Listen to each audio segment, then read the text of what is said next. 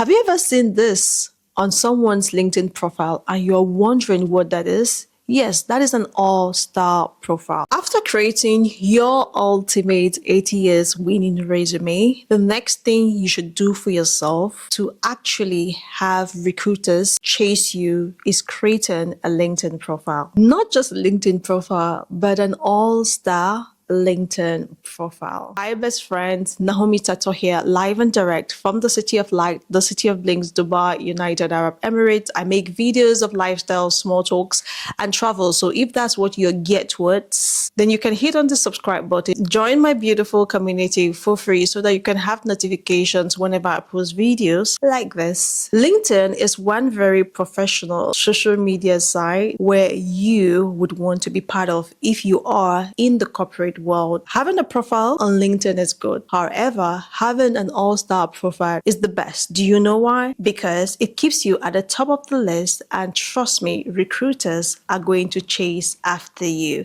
So on today's video, I'll be giving you 7 steps on how to create an all-star LinkedIn profile. Okay, so to start, I have my laptop here with me.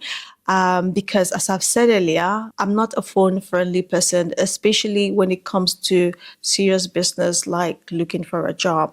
However, if you don't have a laptop, then you can use your phone. But trust you me, most of the options that can be viewed on the laptop, you will definitely not find it on the phone.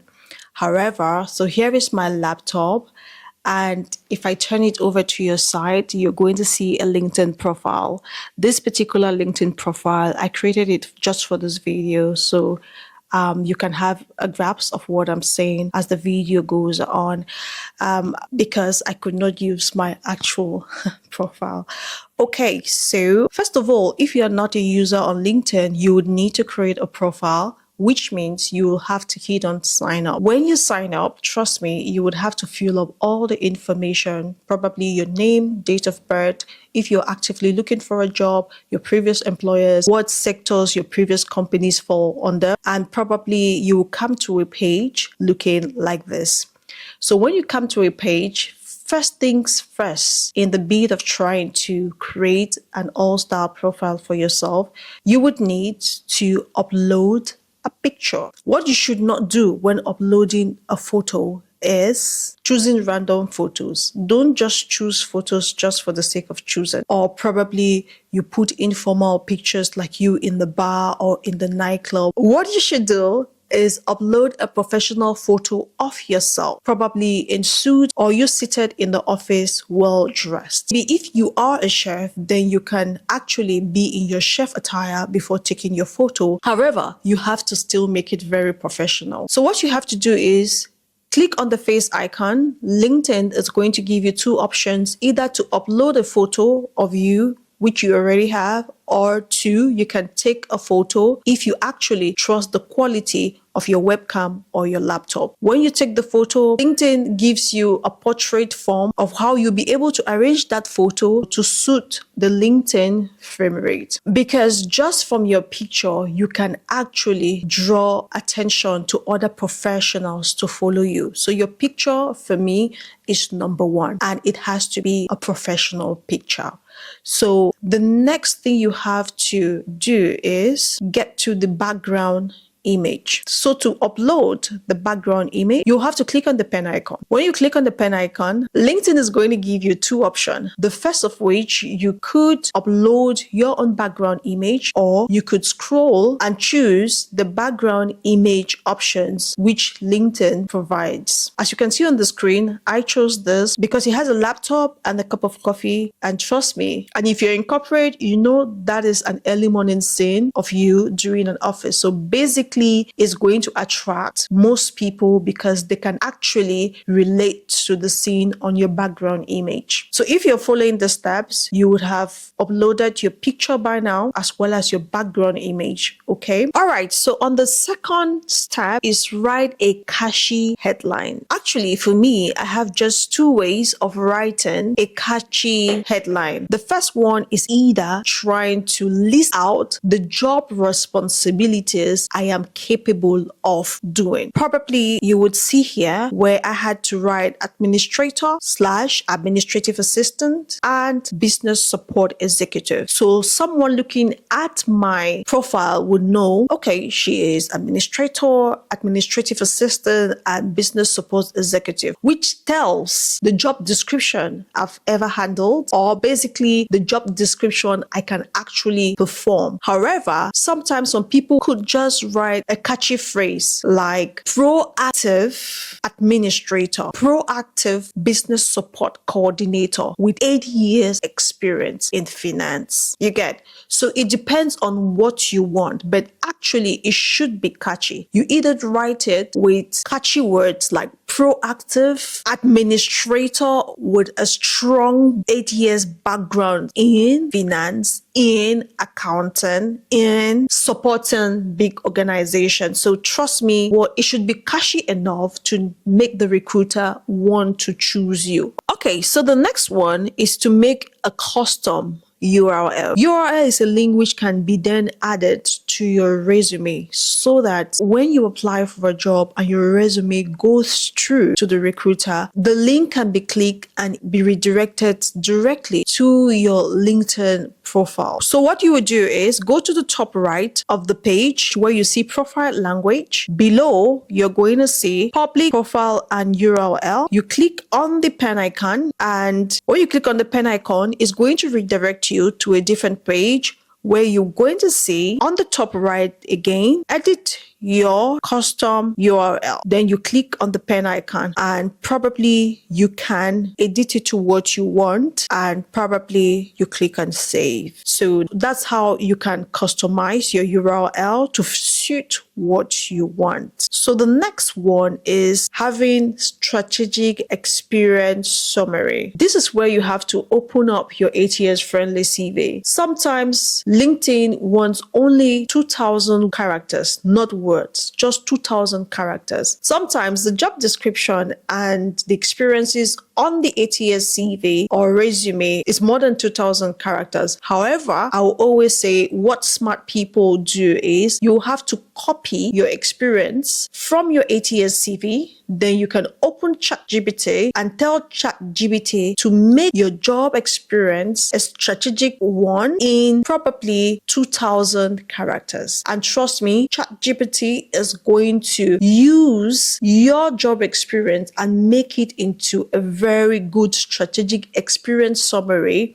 within 2,000 characters, and then you can copy and paste it on LinkedIn. So when you go over to the experience, as I've shown, click on the pen icon on the experience. Pen icon is to edit the experience. Then the plus icon is to add the experience.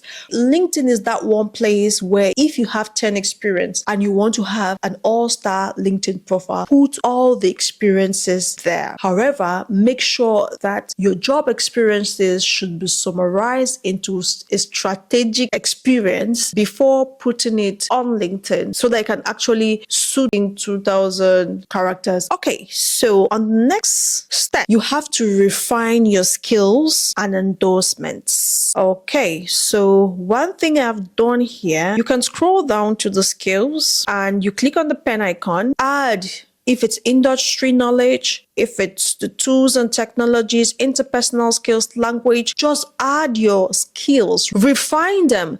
And LinkedIn has made it very easy where you can actually incorporate a particular skills to where you learned the skills from, or the job where you actually had to use that skill. So when you are trying to refine your skills, try to allocate each skill to where you actually use that particular skill, as you can see from the screen. So it's easy like that. If you can go through the skills, you're going to see administrative assistant skill, which was used when this person was administrative assistant at About High School, office service operation coordination at Emirates University, operation officer at Emirates. So probably, as I said earlier, you can actually link your skill to match the company where you actually use that particular skill. All right. So that's what you have to do. Okay. So when your skills are being refined, another place you have to refine is probably your education, right? So with LinkedIn, you would have to put all your education. So under the education, you also see the plus icon as well as the pen icon. As I said earlier, the plus icon is to add a different education, and the pen icon is to edit the education which has already been mentioned. So you either click plus icon to add any education that you think would be relevant on LinkedIn, or better still, you edit, go over to refine the licenses and certifications you have. This is probably different from your education because sometimes you have certifications and licenses for particular skills and particular job. So you actually have to put it there. Even if you have a driver's license, put it there. Even if you have a particular health and safety certification, just put it there. So same like the others, the plus icon is used to add licenses as well as certification, and the pen icon is to edit if you've made a mistake or you think that you need to put some more information, then you click on the pen icon. Yes, so after that, after putting all of that, then you have to go over to the top where you're going to see resources, where you'll see add profile section and open to. So you have to click on add profile section. So when you click on add profile section, you're going to see lots and lots of other profile sections that you can add, which is going to boost your LinkedIn profile and evenly make it to become an all-star profile, right? So you're going to see there core, and then you're going to see add education, add position, add services, add career breaks. So for career breaks, maybe you were jobless for a certain time, then you just have to tell them why you were jobless at that particular time. Then you have another one which is recommended.